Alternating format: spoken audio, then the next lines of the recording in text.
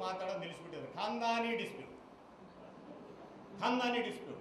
ನಮ್ಮಪ್ಪ ನಾವೆಲ್ಲರೂ ಒಂದು ಗುಂಪು, ನಮ್ಮ ದೊಡ್ಡಪ್ಪ ಅವನ ಮಕ್ಕಳು ಅವ್ರ ಒಂದು ಗುಂಪು. ಇವ್ರ ಮನೆಯವರು ಅಲ್ಲಿಗೆ ಹೋಗಂಗಿಲ್ಲ, ಅವ್ರ ಮನೆಯವರು ಇಲ್ಲಿ ಬರಂಗಿಲ್ಲ. Absolutely total cut in the relations. ಅಷ್ಟಿದ್ರೂ ಸಹಿತ ಮಜಾ ಹೆಂಗಿತ್ತಂತಂದ್ರೆ, ಇನ್ನೊಬ್ಬರು ಸಾವುಕಾರ ಫ್ಯಾಮಿಲಿ ಅಂತಿತ್ತು. ಗೌಡ್ರ ಫ್ಯಾಮಿಲಿ, ಅದು ಸಾವುಕಾರ ಫ್ಯಾಮಿಲಿ. ಆ ಸಾವುಕಾರ ಫ್ಯಾಮಿಲಿಗೆ ಗೌಡ್ರ ಫ್ಯಾಮಿಲಿಗೆ ಎಕ್ದಮ್ ದೊಡ್ಡ ಫೈಟ್. ಅದೇನಂತಿರಲ್ಲ, ಬ್ಯಾಟ್ಲ್ ಇದ್ದಂಗೆ. ಆ ಬ್ಯಾಟ್ಲ್ ಇದ್ದಾಗ ಈ ದೊಡ್ಡ ಗೌಡ ಸಣ್ಣ ಗೌಡ ಒಂದು ಕಡೆ, ಆ ದೊಡ್ಡ ಗೌಡನ ರಕ್ಷಣೆ ಸಣ್ಣ ಗೌಡನೇ ಮಾಡ್ಬೇಕು. ಬಾಡಿ ಗಾರ್ಡ್ ಇದ್ದಂಗೆ ಮಾತಾಡಕ್ಕೆ ರಕ್ಷಣೆ ಮಾಡೋದು, ಎಲ್ಲ ಅಷ್ಟು ಮಾಡೋದು, ಮತ್ತೆ ಬರೋದು, ತಮ್ಮನೆ ಕೇಳೋದು, ಮಾತಾಡಂಗಿಲ್ಲ. ಒಬ್ರಿಗೂ ಏಕದಮ್ ಜಿದ್ದಿ. ನಮ್ಮ ಏನ್ ಮಾಡ್ಬೇಕು, ನಾವೆಲ್ಲ ಸಾಲಿ ಕಲ್ತ್ಬಿಟ್ಟಿ. ಅವರಂತ ಆನಮನಿ ಆ ನಿಜಾಮನ ಕಾಲದೊಳಗೆ ಇದ್ರೊಳಗೆ ಬಂದವರು ಏಕದಮ್ ಜಿದ್ದಿ ಸರ್. ಪೂರಾ ಅಕಡ್ಕೆ रहते पूरा जिंदगी भर अकड़के ही रहे. इतना करते थे पूछो. ಪೊಲೀಸ್ ಪಾಟೀಲ್ थे, बहुत करते थे. ಮುಂದೇನಾಯ್ತು, ನಮ್ಮ ಅಣ್ಣನ ಮದುವೆ ಬಂತು. CS ಪಾಟೀಲ್ ಅಂತ ನಮ್ಮ ಒಬ್ಬರು ಅಣ್ಣ ಇದ್ರು, ಇಂಟರ್ನ್ಯಾಷನಲಿ ರಿನೌಂಡ್ ಆರ್ಕಿಯಾಲಜಿಸ್ಟ್. ಈ died at the age of 50. ನಾವೆಲ್ಲರೂ ಏನಲ್ಲ, ಇವ್ such a great scholar, A pride for this region. ಅವ್ರದ್ದು ಮದುವೆ ಬಂತು. ಬಂದ ಕೂಡಲೇ ಏನಾಯ್ತು, ನನಗೆ ಅದು ಏನೋ ತಲೆಗೆ ಒಂದು ಹುಳ ಕಂಡುಬಿಡ್ತು. ಅವನು ನಮ್ಮ ದೊಡ್ಡಣ್ಣ, ಇವನು ಗಾಂಧಿವಾದ ಇಂಥೊಂದು ಮದುವೆ ನಡೆಯಕತ್ತದ, ಇದ್ಯಾಕೆ ನಮ್ಮಪ್ಪನ ನಮ್ಮ ದೊಡ್ಡಪ್ಪನ ಇದೇ ಸಮಯ ಕೂಡಿಸ್ಬಾರ್ದು ಅಂತ ನನ್ನ ತಲೆ ಬಂತು, ಐಡಿಯಾ ಬಂತು. ಇದು ನೋಡ್ರಿ, 20-25 ವರ್ಷದಿಂದ ಏಕದಮ್ ದೊಡ್ಡ ಜಗಳ ಎರಡೂ ಖಾನ್ದಾನಗಳಿಗೆ. ನಮ್ಮ ಅಣ್ಣನ ಕರ್ಕೊಂಬರಕ್ಕೆ, ನಮ್ಮ ದೊಡ್ಡಪ್ಪನ ಮಗ ಹರಿಶ್ಚಂದ್ರ ಅಂತ ನಮ್ಮ ಅಣ್ಣ, ಅವನ್ನ ಕರ್ಕೊಂಡು ಬರಕ್ಕೆ ನಾನು ಹೋದೆ. ಹೊಲದಲ್ಲಿ ಅವ್ನು ಕುಂಟೆ ಹೊಡ್ಯಕ್ಕೆ ಹೋಗಿದ್ದ ನಮ್ಮ ಅಣ್ಣ. ಹೋಗಿ ಬಾರಪ್ಪ ಮದುವೆಗೆ ಹೋಗೋಣ ಅಂತ ಕರೆದೆ. ಆ ಹುಡುಗ ಅವಾಗಲಿಂದ ನೀನು ಕರಿತಾನ, ನನಗೆ ಕರಿತಾನ, ಕಾಡಕತ್ತಾನ, ಬೇಡಕತ್ತಾನ, ಅಳಾಕತ್ತಾನ. ಎಷ್ಟು ನೀನು ಬೈತಿದ್ದೆ ಅವನಿಗೆ ಅನ್ನೋದು, ನೀನು ಮನುಷ್ಯ ಇದ್ದೆ, ದನ ಇದ್ದೆ. ಹಂಗ ಬೈಯೋದು ಪಾಪ. ಸಣ್ಣ ಹುಡುಗ ಸಾಲಿ ಕಲ್ತೀನಿ, ನಾವು ಎದೆ ಸಿಡಿದ್ರೆ ನಿನ್ನ ಹತ್ರ 2 ಅಕ್ಷರ ಇಲ್ಲ. ಅವ್ನು ಎದೆಲ್ಲಿ ಬೇಕು ಕಲ್ತು ಇಷ್ಟೆಲ್ಲ ಓದ್ಕೊಂಡು ಬಂದು ನಿನ್ನ ಮುಂದೆ ನಿಂತ್ಕೊಂಡು ಕೈ ಮುಗಿದು ಬರೀಯಪ್ಪ ಮದುವೆ ಅಂತ ಕರೆದು ಇಷ್ಟ ಅಷ್ಟು ನಡ್ರಿ ಹೋಗ ಮೇಲೆ ಕಾರ್ ರೆಡಿ ಮಾಡ್ರಿ. ಈ ಕೇರ್ it was a big event. Entire town of Manvi was lit with joy and happiness. ಏನಪ್ಪ ಇದು, ಎರಡು ಕಾನೂನುಗಳು ಒಂದಾಗಿಬಿಟ್ಟು. ಅಂದರೆ it was such a great joy, not only for me and my family and my uncle's family, but for the whole town. The whole town was dipped in the joy. That is a kind of an experience. ಇದಕ್ಕೆಂತ mediation ಅಂತೀರಿ? ಇದು ಯಾವ ಕಾನೂನಾಗ ನಿಮಗೆ ಸಿಗುತ್ತದೆ? ಎಲ್ಲಿ ಅಂದರೆ ಮನುಷ್ಯ ನೀವೆಂತೆಂಥ ಇಂಥ ಸಮಸ್ಯೆಗಳಿಗೆ ಕೋರ್ಟಿಗೆ ತಗೊಂಡೋದ್ರೆ, ಸಮ್ಮರ್ಸ್ ಅಂತ ಒಬ್ಬನು ತತ್ವಶಾಸ್ತ್ರಜ್ಞ ಹೇಳ್ತಾನ, there are certain inherent limitations in law. ಅವನೊಂದು ಪುಸ್ತಕದಾಗ law its functions and limits ಅಂತ ಏನೋ ಒಂದು ಪುಸ್ತಕ ಇದೆ. ಅದರಲ್ಲಿ ಹೇಳ್ತಾನೆ, law should not cross Lakshman Rekha. ನಾನು ಉಪಯೋಗಿಸ್ತೀನಿ ಲಕ್ಷ್ಮಣ್ ರೇಖಾ ಅಂತಕ್ಕಂಥ ಶಬ್ದ. ಅವನೊಂದು ಏನೋ ಗೋಲ್ಡನ್ ಲೈನ್ ಅಂತ ಹೇಳ್ತಾನೆ. ಅದು ಲಕ್ಷ್ಮಣ್ ರೇಖಾ. ನಮ್ಮಲ್ಲಿರೋ ಶಬ್ದಗಳು ಯಾವ ಭಾಷೆದಾಗ ಸಿಗಂಗಿಲ್ಲ ರೀ. ಐಸಾ ಹೈ ಹಮಾರಾ ಲಿಟ್ರೇಚರ್ ಪೂರ್ ಲಕ್ಷ್ಮಣ್ ರೇಖಾ ಖತಮ್, उससे आगे नहीं जा सकते आप. So Lakshman Rekha is there. There are certain, he identifies 3 areas: intimate, private, intimate relations. ಕಾನೂನು ಒಳಗೆ ಹೊಕ್ಕಬಾರ್ದು. ಇಂಟಿಮೇಟ್ ಪ್ರೈವೇಟ್ ರಿಲೇಷನ್ಸ್, ಗಂಡ ಹೆಂಡತಿ ಸಂಬಂಧಗಳು, ತಂದೆ ಮಕ್ಕಳ ಸಂಬಂಧಗಳು ಎಷ್ಟು ಸೂಕ್ಷ್ಮ ಇರ್ತಾವಂದ್ರೆ, ಅಲ್ಲಿ ಏನಾದ್ರೆ ಈ ಕಾನೂನು ಹೊಕ್ಕಿತ್ತು, ಹೆಣ ಬಿತ್ತಂತಾನೆ ಲೆಕ್ಕ. That is the reason why we shall not interfere. ಅಲ್ಲಿ ಅವರವರೇ ಗಂಡ ಹೆಂಡತಿ ನಡುವೆ ಇನ್ನೊಬ್ಬನ ಸಾರಥಿ ಅಲ್ಲೇ ಮನೆ ಆಗಿರ್ತಾನೆ. ಮಗ ಇರ್ಬೋದು, ಮಗಳಿರ್ಬೋದು. ಎಷ್ಟು ಮಜಾ ಇರ್ತದೆ ಗೊತ್ತೇನ್ರಿ ಮೀಡಿಯೇಷನ್ಗಳು. ಏ ರೇಖಾ, ಮಗಳು ರೇಖಾ, ಏ ರೇಖಾ, ನಿಮ್ಮ ಮಗ ಊಟಕ್ಕೆ ಹಚ್ಚಂತೇಳು. ಯಾವಾಗ ಊಟಕ್ಕೆ ಹಚ್ಬೇಕಂತ ಪಪ್ಪ ಹೇಳಕತ್ತಾರ. ಏ ರೇಖಾ, ನಿಮ್ಮ ಪಪ್ಪ ಹೇಳಿನ ಅಡಿಗೆ ತಯಾರಾಗಿಲ್ಲ ಅಂತೇಳಿ ಹಾಗೆ ಗಡಬಡಿ ಮಾಡಿದ್ರೆ ಆಗಂಗಿಲ್ಲ. ಇನ್ನೊಂದು ಅರ್ಧ ತಾಸು ಕುಕ್ಕರ್ಸ್ ಅಂತ ಹೇಳಲ್ಲಿ. ಯಪ್ಪ ಇನ್ನೊಂದು ಅರ್ಧ ತಾಸು ತಡಿಬೇಕಂತ ಅಡಿಗೆ ಮಾಡಾಕತ್ತಾರ. ಮನೆ ಅವ್ರಿಗೆ ನೋಡಿ ಎಷ್ಟು ಸೂಕ್ಷ್ಮ ಹೇಳ್ತದೆ. ಯಮ್ಮ ಅಂತ ಹೇಳಿರ್ತಾವ, ಅಂತ ಹೇಳಿರ್ತಾವ. ಅವ್ರಿಗೆ ಕುಯ್ ಅಂತ ಹೇಳ್ತದೆ. ಮನ್ಯಾಗ ಗಂಡ ಹೆಂಡತಿ ನಡುವ ಬ್ರಿಡ್ಜ್ ಆ ಕೂಸಿರ್ತತೆ. That small child is the bridging gap between these disputants at home.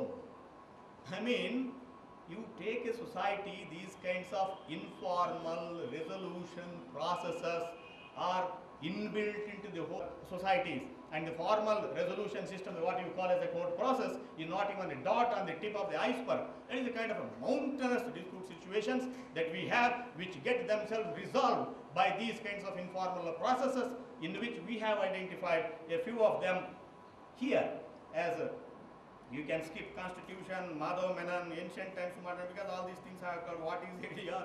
ADR in continuum, negotiation, conciliation, mediation, arbitration, medola, mini trial of our champions of, our protagonists of the ADR system. But then these are only again a tip of the iceberg of the totality of the ADR that we have, especially in a complex society like ours. ನೀವೆಲ್ಲರೂ ಅಮೆರಿಕಕ್ಕೆ ಹೋದ್ರೆ ಇವಾಗ conciliation ಅಲ್ಲಿ ನಮ್ಮಲ್ಲಿ 1945 ಇದು ಆಯ್ತಲ್ಲ, UN establish ಮಾಡಿದೀವಲ್ಲ, ಅವಾಗ ಬಂತಲ್ಲಿ. ಅಲ್ಲಿ ಏನು ಮಾಡಿಬಿಟ್ರೆ ಅಂತಂದ್ರೆ ಇವೆಲ್ಲ 1730 ಅವಾಗಿಂದನೇ ಬಂದಿತ್ತು.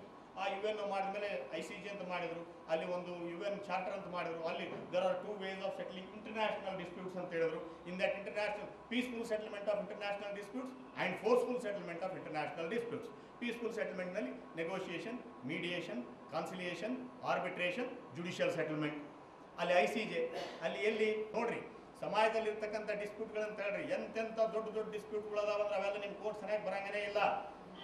ಕೋರ್ಟಿನಿಂದ ಬರೋವಲ್ಲ ಪಿಂದೆ ಸಿಸ್ಟಮ್ ಡಿಸ್ಪ್ಯೂಟ್ಗಳೇ, ಮಾರಾಯ ಡಿಸ್ಪ್ಯೂಟ್ಗಳೇ ಅಂದ್ರೆ ನಿಮ್ಮ ಕೋರ್ಟ್ ಮುಂದೆ ಬರ್ತಾವೇನು?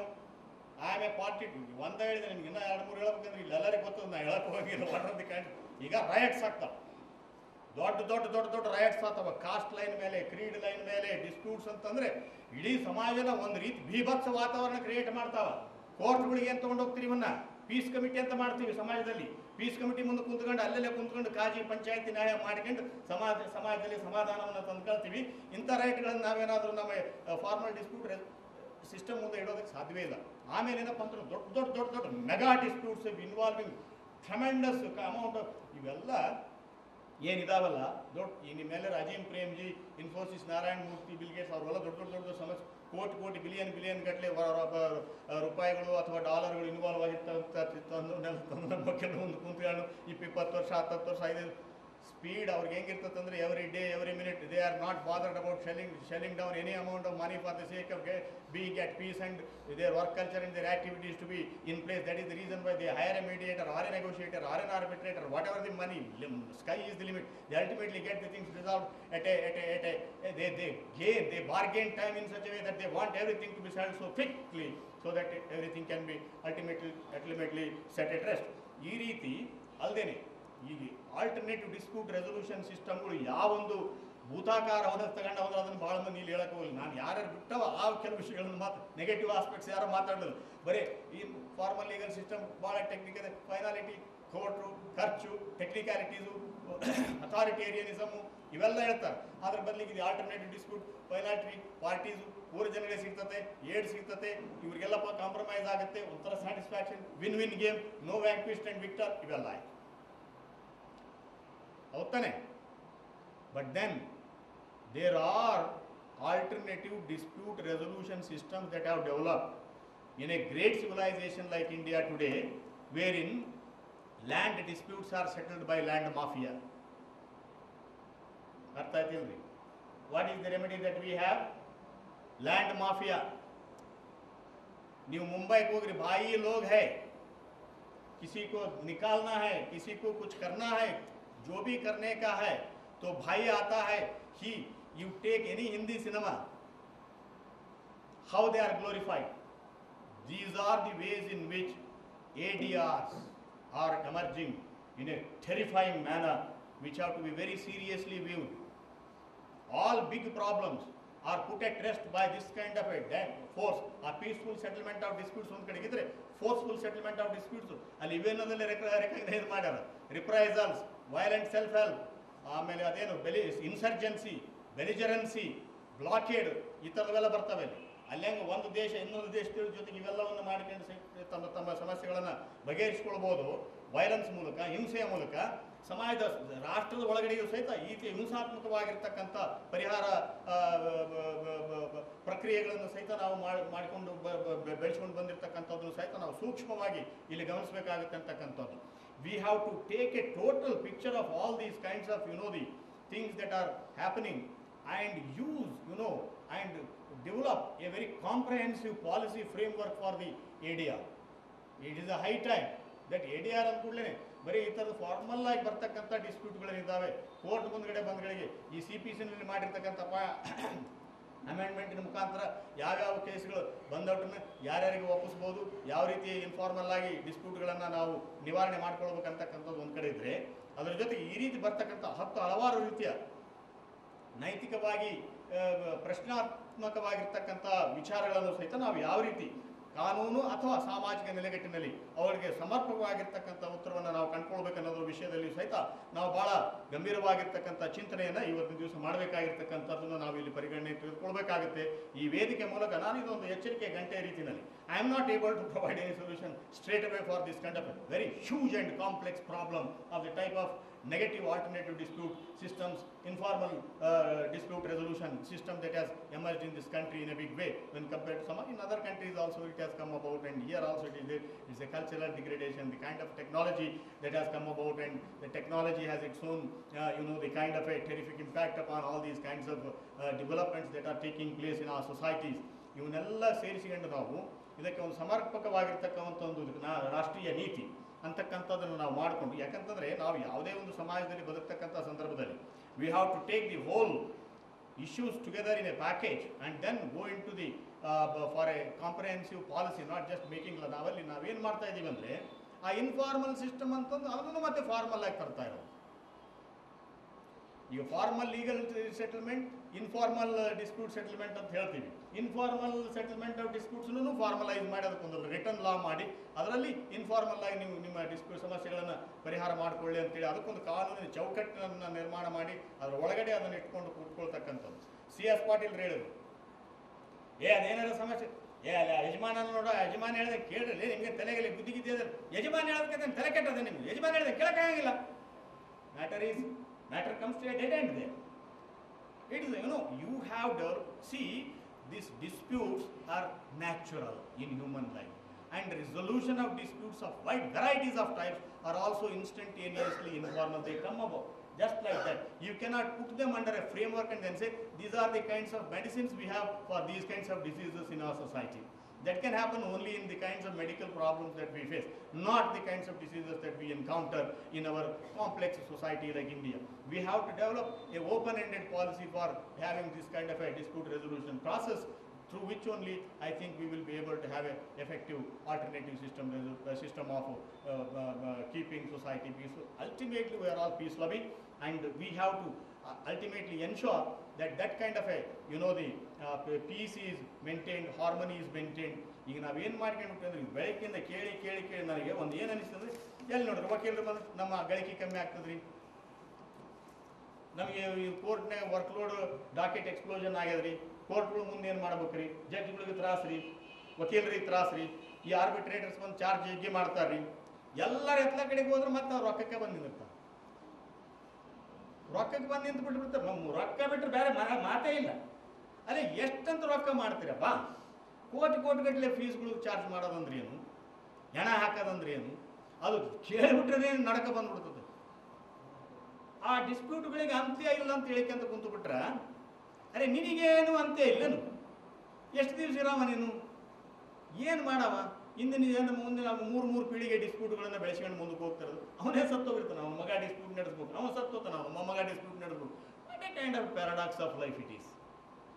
ಮನುಷ್ಯನೇ ಇರೋದು 60, 70, 80, 90. ಹಳೆ ಕಾಲದಂಗೆ 100, 200 ವರ್ಷ ಬದುಕೋರು ಇರಲಿಲ್ಲ. ಅಟಕ್ಕನ್ನು ಬೀಳ್ತಾವೆ, BP, ಬ್ಲಡ್ಡು, ಶುಗರು, ಮಣ್ಣು, ಮಸಿ ಠಕ ಎಗರ್ತಿರ್ತಾವೆ. ಅಂತ ಹೊತ್ತಿನೊಳಗೆ ಡಿಸ್ಪ್ಯೂಟ್ಸ್ಗಳನ್ನು ಠಕ ಎಗರಿಸ್ತಿರ್ತೀವಿ. ನಿನ್ನ ಕಾಲದಾಗ ಅದಕ್ಕೆ ಭಾಳ ದಿವಸ ಬದುಕ್ತದೆ. ನಾವು ಡಿಸ್ಪ್ಯೂಟ್ಗಳನ್ನ ಭಾಳ ದಿವಸ ಬದುಕಿಸ್ಕೊಂಡು ನಾವು ಠಕ ಎಗರಕೈತೀವಿ. So it is the paradox of life. So we have to reverse the whole thing. ಮತ್ತು ರಿವರ್ಸ್ ಇಂಜಿನಿಯರಿಂಗ್ ಮಾಡ್ಕೋಬೇಕು, ಹಳೆ ಒರಿಜಿನಲ್ ಇಂಜಿನಿಯರಿಂಗ್ ತರಬೇಕು. ಇಂದಿನ ಕಾಲದಾಗಿರ್ತಕ್ಕಂಥ ಏನ್ಷಿಯಂಟ್ ಇಂಡಿಯನ್ ಸಿವಿಲೈಸೇಷನ್ ಇರ್ತಕ್ಕಂಥ ಪಂಚ ಏನು ಪರಮೇಶ್ವರ್ ಅಂತಕ್ಕಂಥ ಪದ್ಧತಿ ಇತ್ತು. ಅಲ್ಲಿ ರಿಟರ್ನ್ ಲಾ ಕೊಟ್ಟು ಬಿಡ್ತಿದ್ದಿಲ್ಲ, ಅವನಿಗೆ ಸಾಲಿನೇ ಕಲ್ತಿರ್ತಿದ್ದಿಲ್ಲವ. ಪಂಚ 5 ಮಂದಿ ಕುಂತು ಬಿಡ್ತಿದ್ರು, ದೊಡ್ಡ ಮನುಷ್ಯರ ಊರಗಳವರು. 5 ಮಂದಿ ಅಂದ್ರೆ ಯಾರಪ್ಪ, ದೊಡ್ಡವರು. ಯಾಕೆ ದೊಡ್ಡವರು ಗೊತ್ತಿಲ್ಲ. ಅವ್ರ ಊರಾಗ ಎಲ್ಲರೂ ದೊಡ್ಡವ್ರು ಅಂದ್ರೆ ಮುಗಿದೈತೆ. ಅವ್ರು ದೊಡ್ಡವರು, ಅವ್ರ ವಯಸ್ಸಿನಾಗ ದೊಡ್ಡವರು ಇರ್ಬೋದು, ಶಾಣೆ ತಂದಾಗ ದೊಡ್ಡವರು ಇರ್ಬೋದು, ಅಧಿಕಾರದಿಂದ ದೊಡ್ಡವರು ಇರ್ಬೋದು, ಗೊತ್ತಿಲ್ಲ. ಒಟ್ಟಿನಲ್ಲಿ ಒಂದೊಂದು ಊರಾಗ ಒಂದೊಂದು ನಮೂನಿ ಪಂಚರ. ಈ ಊರಾಗ ಒಂದು ನಮೂನಿ, ಇನ್ನೊಂದು ಊರಾಗ ಒಂದೊಂದು ನಮೂನಿ, ಇನ್ನೊಂದು. ನಮ್ಮಲ್ಲಿ ಹಂಗೈತೆ. ಅದು ಇದನ್ನೇ ಪಾಸ್ ಆಗಿರ್ಬೇಕು, 55 ನಂಬರೇ ತಗೊಂಡಿರ್ಬೇಕು. ಆ 54 ತಗೊಂಡ್ರಿಲ್ಲ ಅವನಿಗೆ. 54, 55, 54. ನಾವು ಈ ವರೆ ಅರ್ಧ ಆಗಿರಿದಾಗ ಜೀವನ ಕಳೆದು ಬಿಡ್ತೀವಿ ಹೊರತಾಗಿ ಮೂಲಭೂತವಾಗಿರ್ತಕ್ಕಂಥ ಸಮಸ್ಯೆಗಳಿಗೆ ನಾವು ಸಂಪೂರ್ಣವಾಗಿರ್ತಕ್ಕಂಥ ಒಬ್ಬ ಅದರ ಬಗ್ಗೆ ನಾವು ಅಂದರೆ we have come to a stage wherein we have made things absolutely technical, absolute ಅಂದರೆ ಒಂದು ರೀತಿ ಯಾಂತ್ರಿಕವಾಗಿರ್ತಕ್ಕಂಥ ರೀತಿಯಲ್ಲಿ ಬದುಕ್ತಕ್ಕಂಥದ್ದನ್ನು ನಾವು ಮಾಡ್ಕೊಂಡು ಹೋಗ್ತಾ ಇರೋದ್ರಿಂದ ಬಹುಶಃ ನಾವು ಈ ರೀತಿಯ ಒಂದು ಪರಿಸ್ಥಿತಿಗೆ ಸಿಕ್ಕಾಕೊಂಡಿದ್ದೀವಿ ಅಂತಕ್ಕಂಥದ್ದು. ಈಗ ಚಿದಾನಂದ ಹೇಳ್ತಾ ಇದ್ವಿ, ಏನಪ್ಪ ನಿಮ್ಮ ಅಮೇರಿಕನ್ ಕಾನ್ಸ್ಟಿಟ್ಯೂಷನ್ ಎಷ್ಟೈತೆ, ಹಿಂಗೆ ಬಸ್ನಾಗ 1 ಕಿಲೋಮೀಟರ್ ಹೋಗೋದ್ರಲ್ಲಿ ಓದ್ಕೊಂಬಿಡ್ಬೋದು, ಒಂದು 6 ಪೇಜ್ 8 ಪೇಜ್ ಐತೆ ಅಂತ ನಾವು ಮಾರಾಯ್ದು ಮಾಡಿದ್ವಿ. ಎಲ್ಲೇ ಆಗಲಿ ಸಮಾಜ ಪ್ರಬುದ್ಧವಾಗಿರಬೇಕು, ಸ್ಕೆಲೆಟಲ್ ಕಾನೂನು ಇರಬೇಕು. ನಮ್ಮಲ್ಲಿ ಉಲ್ಟಾ ಆಗ್ಯದ. We have elitist law for a poverty stricken people with unlettered people. ಆ ಥರದ ಸಮಾಜಕ್ಕೆ ಕಾನೂನನ್ನು ನಮ್ಮ ದೇಶದಲ್ಲಿ ಕಂಡಾಪಟ್ಟೆ ಯಾವ ಎಷ್ಟವೆಂಬುದು ಯಾವನಿಗೆ ಗೊತ್ತು, ದೇವರಿಗೆ ಗೊತ್ತು. ಆ ನಮೂನಿ ಕೆಲವು ಸಮಾಜಗಳಲ್ಲಿ ಕಾನೂನುಗಳು ಭಾಳ ಕಮ್ಮಿ ಇಟ್ಟಿರ್ತಾರೆ. Minimum of law with maximum of morality. We have maximum of law with minimum of morality, maximum of mechanism, dispute situation resolution mechanisms of wide varieties of type, and then explosion of disputes and docket explosion, and then no way out of this kind of impasse that is created in the whole game. ಅದಕ್ಕೆ ಕೆಲವೊಂದು ನಾವು ಬಿಟ್ಟು let things take their own robust, magnificent, dignified, eminent course by themselves, and then things will definitely happen in a big way. So I think we have to take a very serious view of some of these kinds of issues so that we can really go back and then take a relook perhaps in the law commission or through Kilpar as our the messenger to the law commission, and then ultimately say that we have come of age and we are in the threshold of 21st century of becoming once again a great power in the third globalization that has taken place.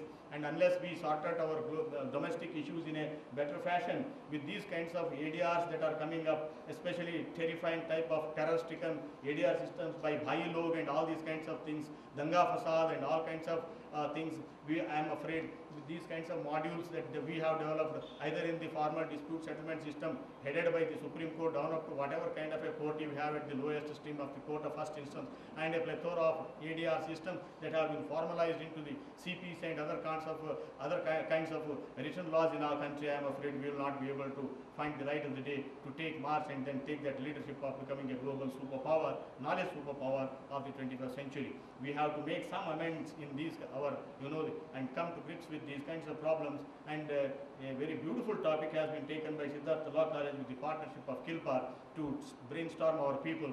And then I am afraid lawyers have to take back their the thinking, and then perhaps they have to think in terms of their changed role. They have to play, they have to become a role model, not make strikes for the demand, for the kinds of demand. Take up the things of the sort which our elders, our forefathers have done for our society. Bring in the kind of a dispute resolution system with which they can not only earn their eke out their living, but also direct the destiny of the nation into the state of a situation of a pivotal state, as has been envisioned by a person, a doyen of IDR, D.K. Sampath, in his what is that place he is?